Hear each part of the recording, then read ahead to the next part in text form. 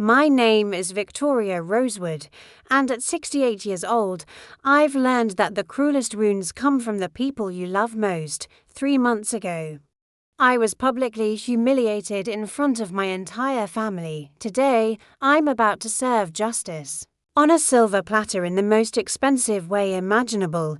It was Thanksgiving Day in Savannah, Georgia, when my world imploded. The autumn air was thick with Spanish moss and the scent of magnolia blossoms as I walked up the cobblestone path to my son Michael's historic mansion on Forsyth Park. I'd raised him in this very neighborhood, back when we lived in a modest cottage 3 blocks away. Now, at 42, he owned one of the most beautiful antebellum homes on the square. Thanks largely to the investment portfolio I'd quietly built for him over the years.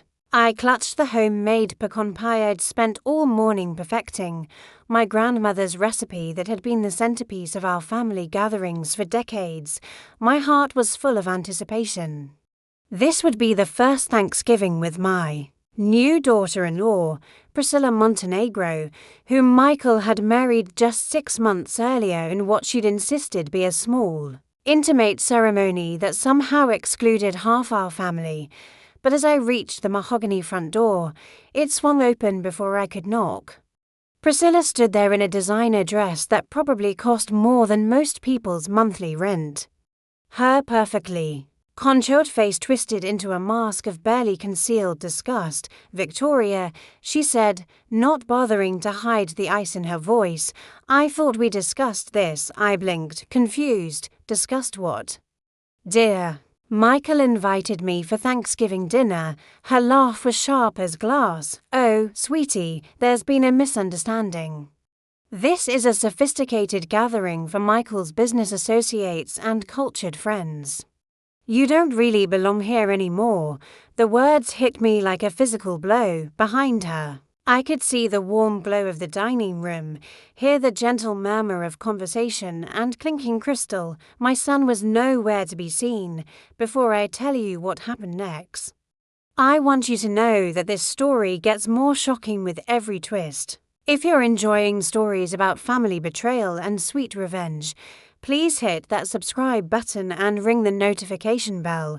It really helps our channel grow.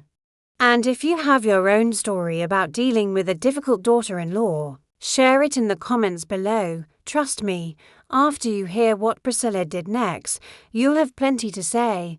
Now, let me take you back to that devastating moment on my son's doorstep. I brought pie, I stammered, holding up the dish like a peace offering. Priscilla's eyes narrowed. "How quaint. Look, Victoria, I'll be direct since subtlety seems lost on you. Michael is building a new life now, a sophisticated life. Your little cottage charm and homemade everything doesn't fit with the image we're cultivating." She gestured toward the street behind me. "Perhaps you'd be more comfortable at one of those chain restaurants downtown. I hear they have lovely early bird specials." The dismissal was so casual, so cruel, that for a moment I couldn't speak. Then I heard footsteps, and my son appeared, behind his wife, Mom. Michael's face lit up, but Priscilla immediately placed a manicured hand on his arm. "Darling, I was just explaining to your mother that tonight's dinner is really more of a business function. She understands, don't you, Victoria?" I watched my son's expression change, saw him glance between his wife and me. The coward in him won. Maybe it would be better if you came another time, Mom, when it's just family." "I am family," I whispered. Priscilla stepped forward, lowering her voice so only I could hear. "Not anymore. You're not.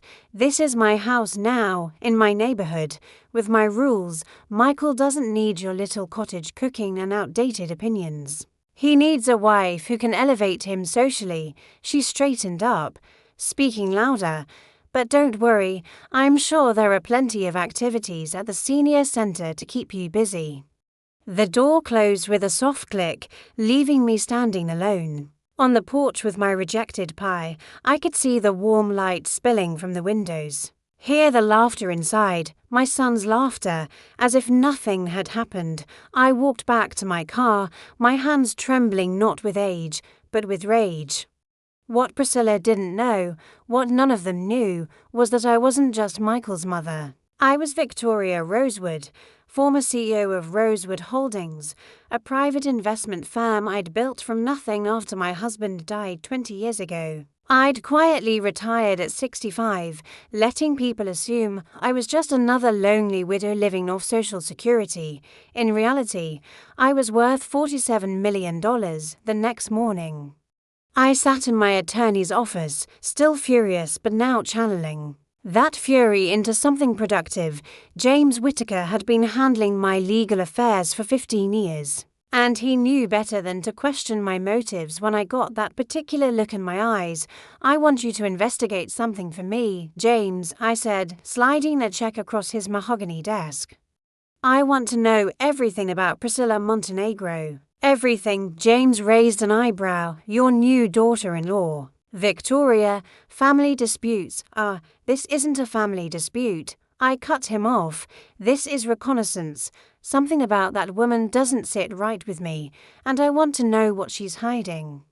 What we discovered over the next 2 weeks made my blood run cold. Priscilla Montenegro wasn't just a social climber, she was a professional one. Born Priscilla McGrath in a trailer park in Alabama. She'd reinvented herself completely after her first marriage fell apart.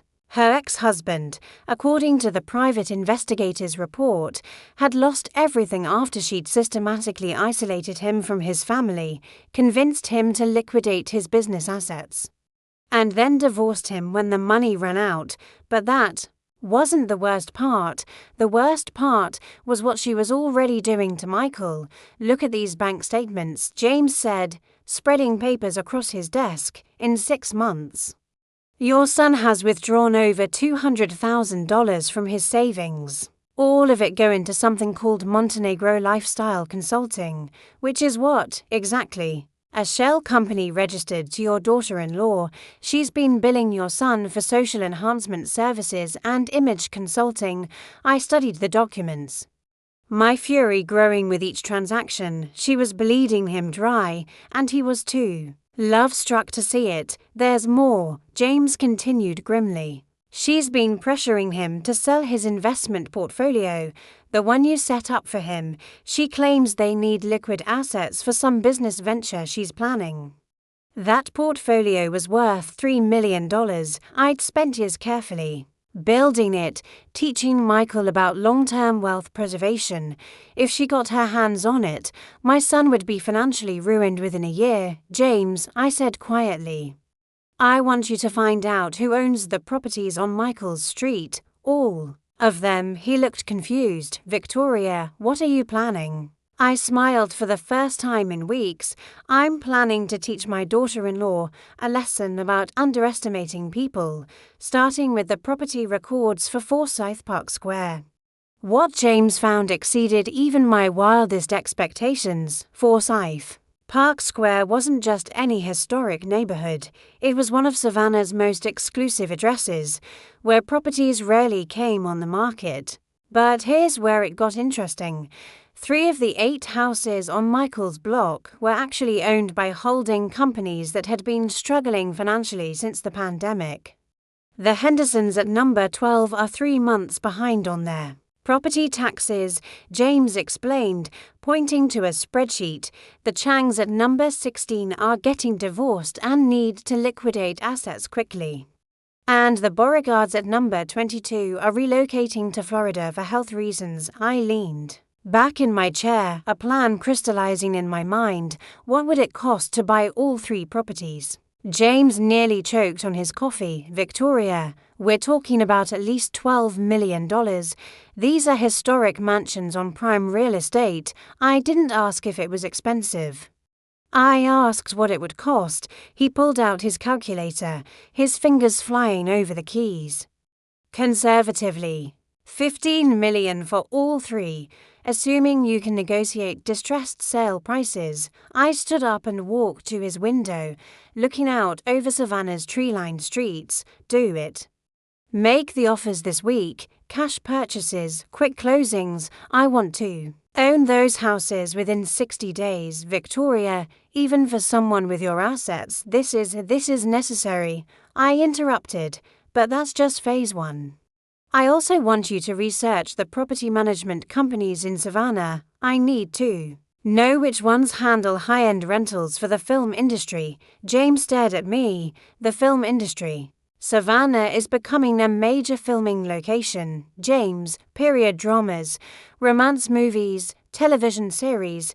They pay premium rates for authentic, historic properties to use as sets.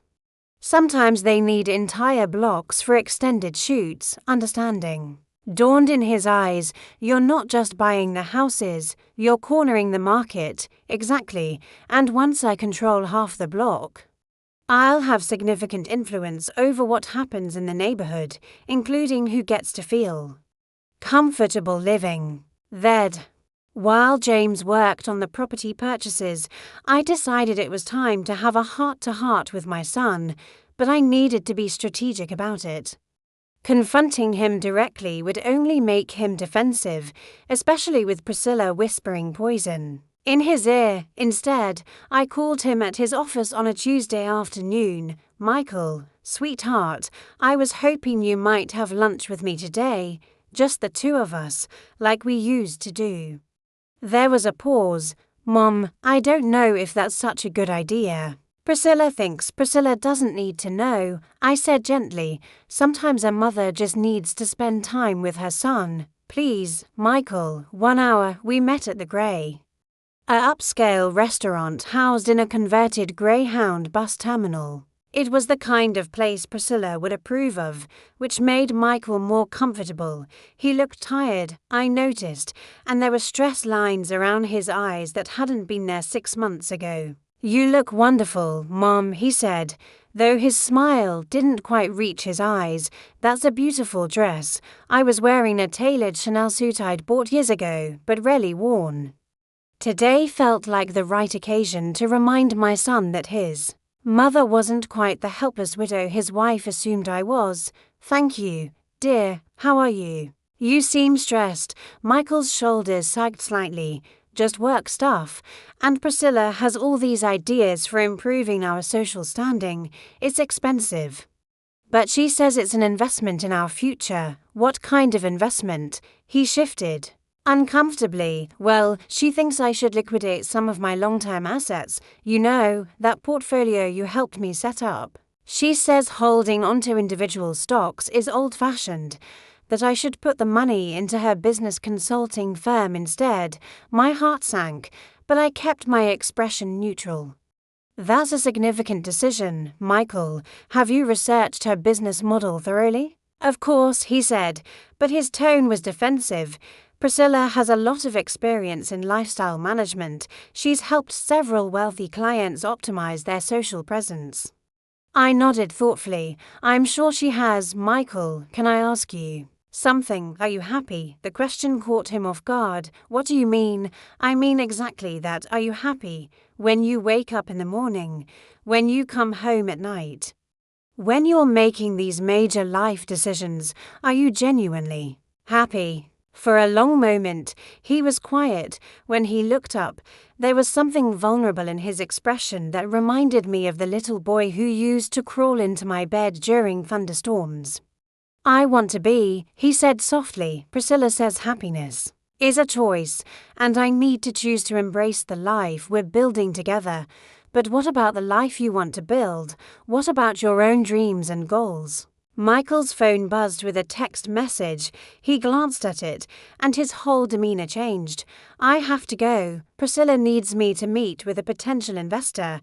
As he stood to leave, I reached across the table and touched his hand. Michael, I love you. Whatever happens, whatever decisions you make, remember that you'll always be my son, and if you ever need anything at all, I'm here. He squeezed my hand briefly, then walked away. I watched him go, my heart breaking for the confident, independent man he used to be, but my resolve was stronger than ever. 6 weeks later, I was the proud owner of 3 historic mansions on Forsyth Park Square.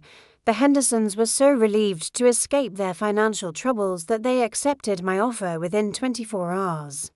The Changs, desperate for a quick sale to finalize their divorce, practically threw the keys at me. The Beauregards were delighted to have a cash buyer who promised to preserve their family home's historic integrity. But the real masterstroke came when James discovered that the property management company handling film location rentals was also in financial trouble for another $2 million. I became the majority owner of Savannah Historic Properties, LLC. Congratulations, James said, handing me the final deed. You now control half the block where your son lives, plus the premier film location company in Savannah. What's the next phase of your plan? I smiled, feeling more energized than I had in months. Now we let the entertainment industry know that Forsyth Park Square is available for extended filming projects, period dramas, romantic comedies, anything that needs an authentic Southern, Gothic setting, and if your son and daughter-in-law object to the disruption, then they're welcome to find somewhere else to live. After all, as Priscilla so kindly pointed out, it's all about fitting into the right neighborhood. Within 2 weeks, we had our first booking. A major streaming service wanted to film a 6-part historical drama series about antebellum Savannah. They were offering premium rates for a 3-month exclusive lease on the entire block, with options for additional seasons. The irony was delicious. The production was called Secrets of the Southern Belle, and it was all about a clever widow who used her wits and hidden wealth to outmaneuver the social climbers trying to destroy her family. I couldn't have written a better script myself. The first trucks arrived on a Monday morning. I was sitting on the wraparound porch of number 12, my new temporary residence, while the production company set up, sipping coffee and watching the chaos unfold. Michael's front door burst open, and Priscilla stormed out in her robe, her perfectly styled hair wild with rage. She marched straight across the street to where I sat, her face flushed with fury. "What is this?" she shrieked, gesturing at the army of production assistants, camera equipment, and catering trucks that had transformed her exclusive neighborhood into a bustling movie set. "Good morning, Priscilla," I said pleasantly. "Would you like some coffee? It's a beautiful day for filming. Don't play games with me, old woman. I know you're behind this somehow. This is harassment." I set down my coffee cup and looked at her with the same cold assessment I used to reserve for hostile corporate takeovers. "Harassment? I'm sorry, I don't understand. I'm simply exercising my property rights as a homeowner in this neighborhood." "Property rights? You don't own anything here, actually," I said, pulling out a folder of documents. "I own numbers 12, 16, and 22. I also own Savannah Historic Properties, which manages film location services for this area. Everything that's happening here is perfectly legal and properly permitted." The color drained from Priscilla's face. "That's impossible. Those houses weren't for sale. Everything is for sale, dear. You just have to know the right price to offer." I stood up, smoothing my dress. "Now, I believe the production schedule calls for exterior shots of your house this afternoon. The wardrobe department mentioned they'll need all residents to either stay inside with curtains drawn or temporarily relocate. I'd be happy to provide you with a hotel voucher. You can't do this. Michael will sue you." "Sue me for what? Operating a legitimate business on my own property." I smiled. "Besides, I rather think Michael might be interested to learn some things about his wife. Things that might explain how she's been able to afford such an expensive lifestyle on no apparent income." Priscilla's eyes narrowed dangerously. "What are you talking about?" I opened the folder and handed her a photograph. It showed her having lunch with a man I didn't recognize, their hands intertwined across the table. This was taken last Tuesday while Michael was at work. The private investigator was quite thorough. "Would you like to see the other photos?" Her face went white, then red, then white again. That's not what it looks like, really. Because it looks like my daughter-in-law is having an affair with someone who bears a striking resemblance to her business partner, the same business partner she's been encouraging my son to invest his life savings with. I handed her another document. This is a financial analysis of Montenegro Lifestyle Consulting. It's quite fascinating reading. Did you know that 90% of the money Michael has given your company has been immediately transferred to personal accounts belonging to you and your friend Marcus? Priscilla sank onto the porch steps, the fight going out of her. Victoria, please, you don't understand.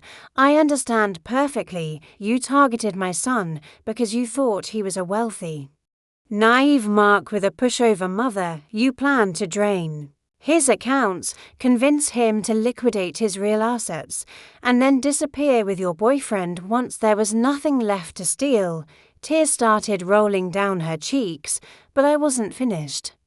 What you didn't count on was that the helpless old lady you dismissed so casually actually built a $47 million empire from nothing. You picked the wrong family to con, Priscilla. Michael appeared at that moment, having been drawn outside by the commotion.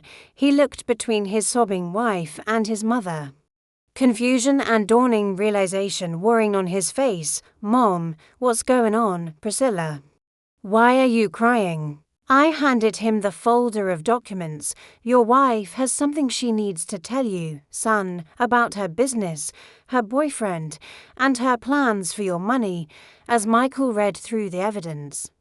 I watched his face change from confusion to hurt, to anger. When he finally looked up, Priscilla was already backing toward the house.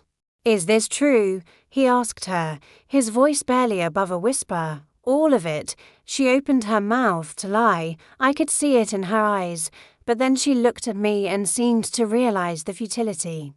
Michael, I can explain. Explain what? That you've been stealing from me, that you've been cheating on me, that everything about our marriage has been a lie. The film crew had tactfully moved to the far end of the block, giving us privacy for the family drama unfolding on the porch. Priscilla made one last desperate play. You don't understand what it's like, she sobbed, growing up with nothing, watching everyone else have beautiful things, beautiful lives. I just wanted to belong somewhere. I wanted to be someone important. Michael's expression softened slightly, and I could see him wavering. My son had always been too kind for his own good. But then Priscilla made her fatal mistake, and your mother, she spat, her mask finally slipping completely. She's nothing but a bitter old woman who can't stand that you don't need her anymore. She's trying to destroy our marriage because she's jealous. The compassion died in Michael's eyes. Get out, he said quietly. Michael, please, get out of my house. Get out of my life. Get out of this neighborhood. His voice grew stronger. With each word, I want you gone by tonight, and I never want to see you again. Priscilla looked at me one last time, her face twisted with hatred. This isn't over. Yes, it is, I replied calmly, and you're going to make it very easy for Michael to divorce you. Because if you fight it, I'll make sure everyone in Savannah knows exactly who Priscilla McGrath really is. Your little con artist career will be finished. She fled into the house, and Michael sank down onto the porch step beside me. I'm so sorry, Mom, he said, his voice breaking. I'm so sorry for everything, for how she treated you, for how I let her treat you, for being such a fool. I put my arm around my son, the way I used to when he was small. You weren't a fool, sweetheart, you were in love. It happens to the best of us. But I should have known, I should have seen through her. People like Priscilla are experts at deception, Michael. They prey on good people who want to see the best in others. That's not a character flaw. That's what makes you a good man. We sat in comfortable silence for a while, watching the film crew set up for their next shot. Finally, Michael spoke. So you really bought half the block just to get revenge on her? I laughed. Not just revenge, son, investment opportunity. These properties are going to appreciate significantly over the next decade, especially with Savannah becoming a major filming location. And the rental income from the production company will more than cover the carrying costs. Michael shook his head in amazement. I can't believe I never knew about your business success. Why didn't you ever tell me? Because I wanted you to make your own way in the world. I wanted you to be proud of your own achievements, not dependent on mine. I squeezed his shoulder, besides. Sometimes it's useful to be underestimated. It lets you see people's true characters, like Priscilla thinking you were just a lonely widow with a homemade pie. Exactly. Though I have to say, that was a damn good pie she rejected. Michael laughed for the first time in months. Mom. Would you like to have dinner with me? Tomorrow. Just the two of us. I feel like we have a lot of catching up to do. I'd love that, sweetheart. But this time I'm cooking, and I'm using Grandma's pecan pie recipe for dessert. As the sun set over Forsyth Park Square, painting the historic mansions in golden light, I reflected on the lessons of the past few months. Money, I'd always known, was just a tool, but wisdom, the wisdom to see through deception, to plan strategically, and to know when to fight for the people you love, that was the real currency of power. Priscilla had tried to make me feel like I didn't belong in my son's life. Instead, she'd given me the opportunity to show Michael exactly how much his mother belonged in his world. And more importantly, she'd reminded me that sometimes the best revenge isn't just getting even, it's winning so completely that your victory becomes a cautionary tale. Ladies, if you've ever faced a manipulative family member or been underestimated because of your age, I hope my story inspires you to never give up. True power comes not from what people think they know about you, but from what you're capable of when pushed too far. If you face the same situation, share it in the comments. We will share your story. Remember, it's never too late to remind people exactly who they're dealing with.